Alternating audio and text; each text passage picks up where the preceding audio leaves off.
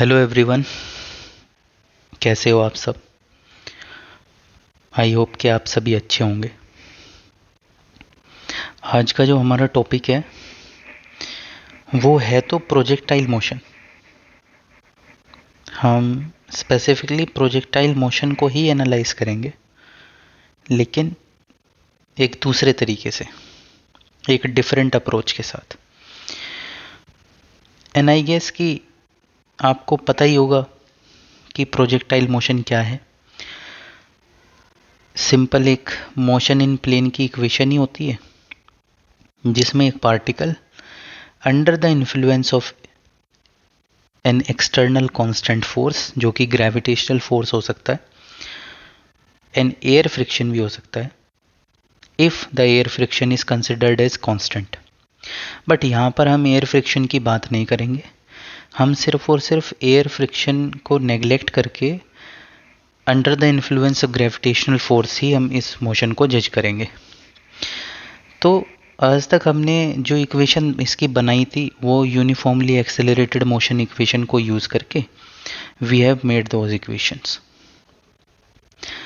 But आज हमारी जो स्टडी है वो थोड़ी सी अप्रोच हमारी अलग होने वाली है।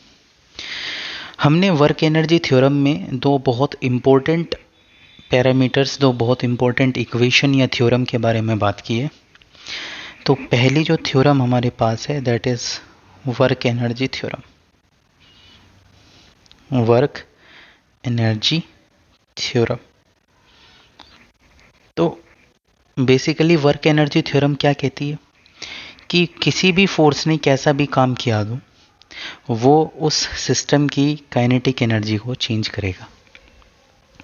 अब ये जो वर्क डन है ये एक्सटर्नल फोर्स का भी हो सकता है प्लस इंटरनल फोर्सेस का भी हो सकता है। यही हमारा चेंज इन काइनेटिक एनर्जी है। डिफरेंट डिफरेंट फ्रेम से देखने पर काइनेटिक एनर्जी का फॉर्मूला भी चेंज होता है और अप्रोच भी चेंज होती है। ठीक है, अभी ये जो बेसिकली ऑब्जर्वेशन हम कर रहे हैं ये ग्राउंड फ्रेम से ही कर रहे हैं।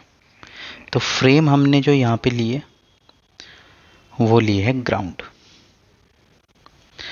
अब मैं मैक्सिमम हाइट को कैलकुलेट करना चाहता हूँ with the help of this work energy theorem. तो क्या हम ऐसा कर सकते हैं? क्या हम वर्क एनर्जी थ्योरम की मदद से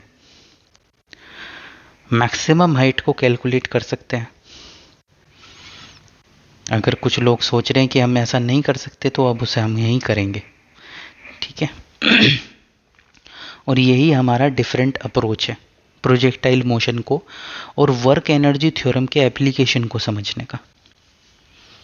देखिए, work energy theorem basically statement मैंने यहाँ पे लिखा हुआ ही है। अब अगर मैं आपसे पूछूं कि what is the work done by a constant force, तो work done by a constant force is nothing but the force multiply by the displacement, and this is a scalar product जो कि आगे जाकर के F D cos of theta में convert होती है। यही फोर्स अगर किसी वेरिएबल फोर्स ने किया होता यही वर्क डन, तो हम कैसे लिखते? माफ़ कीजिएगा, तो यही वर्क डन अगर किसी वेरिएबल फोर्स ने किया होता तो हम लिखते integral of F dot D x, या डी आर हमें लिखना चाहिए, R1 से R2। ये भी एक स्केलर क्वांटिटी है, बट यहाँ पर हमारा जो फोर्स है वो वेरिएबल है। ठीक है, अब अगर बात करी जाए कि मैक्सिमम हाइट को कैसे कैलकुलेट करेंगे with the help of work done, तो जल्दी से इसे कैलकुलेट करते हैं। अभी हमें पता है, सपोज हमने जो प्रोजेक्टाइल यहाँ पे थ्रो की है उस प्रोजेक्टाइल का मास m है। अभी जब हम मोशन इन प्लेन का एनालिसिस करते हैं तो हम मास को कंसिडर नहीं करते क्योंकि हम वहाँ काइनेमेटिक्स का एनालिसिस कर रहे होते हैं। लेकिन वर्क एनर्जी थ्योरम में हम कहीं ना कहीं वर्क डन फोर्स को कंसिडर कर रहे हैं, तो डायनेमिक्स सिस्टम के इन्वॉल्व हो जाते हैं। और जैसे ही हम सिस्टम के डायनेमिक्स के बारे में बात करते हैं तो यानी कि सिस्टम का मास भी हमें कंसिडर करना होता है। तो यहाँ पर जो प्रोजेक्टाइल मोशन जिस ऑब्जेक्ट का हो रहा है उस ऑब्जेक्ट का मास स्मॉल m है। ठीक है, तो ऑब्वियस सी बात है कि यहाँ से t इज इक्वल्स टू 0 से t is equals to t तक सपोज इसने h मैक्स पर ये पार्टिकल हमारा आ गया है, तो अगर देखा जाए इस पूरी जर्नी के दौरान इस पार्टिकल पर लगने वाला फोर्स कौन सा है, तो the force is nothing but F, gravitational force. और क्या ये फोर्स कांस्टेंट है, तो ऑब्वियस सी बात है ये फोर्स कांस्टेंट क्वांटिटी है। क्या ये इस कर्ड पैथ पे फॉलो डिपेंड करेगा, क्या ये इस कर्ड पैथ पे डिपेंड करेगा, नहीं, क्योंकि वर्क एनर्जी थ्योरम पढ़ते वक्त और वर्क एनर्जी चैप्टर को पढ़ते वक्त हमने देखा था कि फोर्स दो तरीके से कैटेगराइज होते हैं, कंजर्वेटिव फोर्स और नॉन कंजर्वेटिव। और ग्रेविटेशनल फोर्स हमारा क्या है, कंजर्वेटिव इन नेचर है। तो इसकी कंजर्वेटिव नेचर की वजह से ये सिर्फ इनिशियल पॉइंट और फाइनल पॉइंट जहाँ पे हम पहुँच चुके हैं उनके बीच के डिस्प्लेसमेंट पे डिपेंड करता है, along the direction of force. ये बहुत इंपॉर्टेंट चीज़ है। अब यहाँ अगर मैं इस कर्ड पैथ को देखूं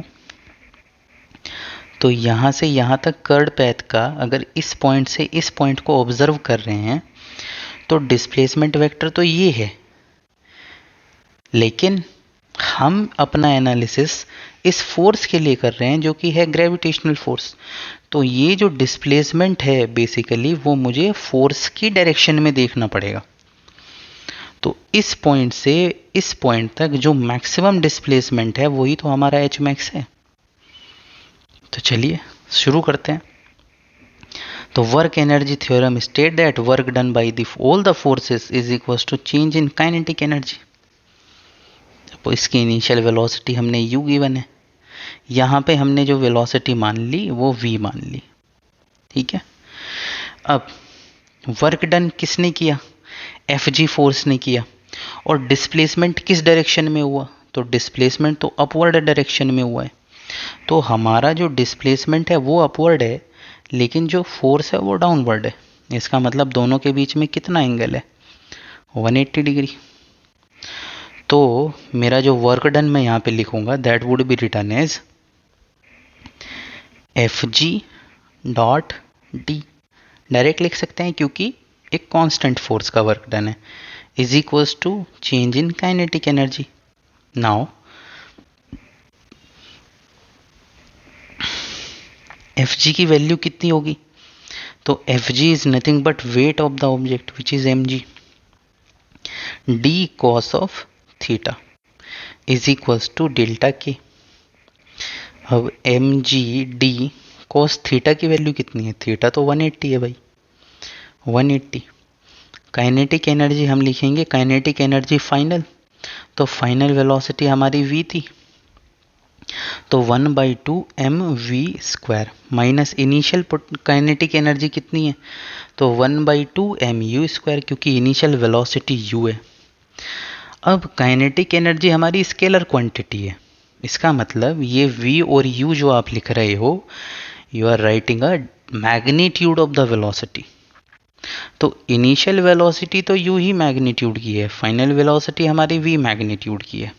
हमें v को इन टर्म्स ऑफ u लिखेंगे, तो ये हो जाएगा माइनस mgd, क्योंकि cos 180 की वैल्यू -1। जब आप v को इस टॉप मोस्ट पॉइंट की जो वेलोसिटी है दैट इज v, और हमें पता है कि ये तो प्रॉपर हॉरिजॉन्टल वेलोसिटी है और हॉरिजॉन्टल डायरेक्शन में कोई फोर्स है नहीं, तो यानी वेलोसिटी रही होगी कांस्टेंट। तो मैं v को लिख सकता हूँ u cos थीटा। अब इस वैल्यू को यहाँ पर आप पुट कर दो, 1/2 m u² cos² theta minus 1/2 m u²। Initial velocity का मैग्नीट्यूड भी u ही है, तो माइनस mgd, यहाँ से आपका 1/2 m u² कॉमन आ जाएगा and it is written as cos² theta -1। चाहे तो आप इस माइनस को इधर मल्टीप्लाई कर दो या इस साइड से माइनस कॉमन लेके कैंसिल आउट कर दो, तो mgd will become 1/2 mu² 1 minus cos² theta.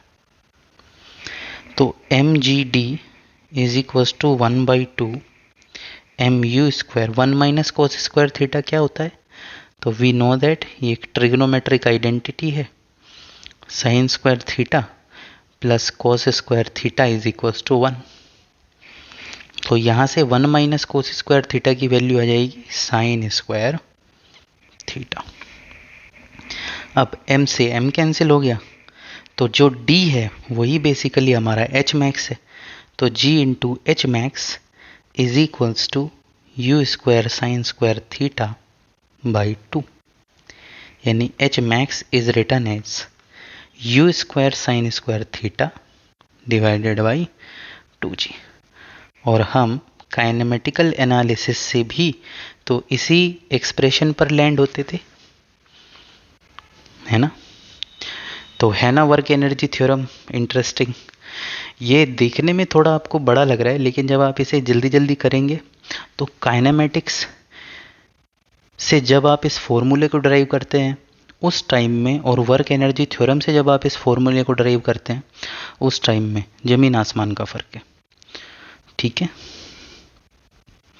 तो आई होप ये वीडियो आप सभी को समझ में आया होगा, और ये कंसेप्ट वर्क एनर्जी थ्योरम का जो एप्लीकेशन है और किस तरीके से उसे अप्लाई करते हैं, साइन कंसिडरेशन कैसे रखते हैं, आई होप उसको आपको क्लियरिटी आपको मिली होगी। तो मिलते हैं अगले इस तरीके की किसी टॉपिक पे जिसमें एक कॉन्सेप्ट को फिज़िक्स के दूसरे छोर पर हम अप्लाई करेंगे। ठीक है, तो इस वीडियो को देखिए, इस कंसेप्ट को समझिए, और मिलते हैं आपसे नेक्स्ट वीडियो में। वीडियो अच्छी लगे तो लाइक ज़रूर करना, बाकी पढ़ाई करते रहें आप। धन्यवाद।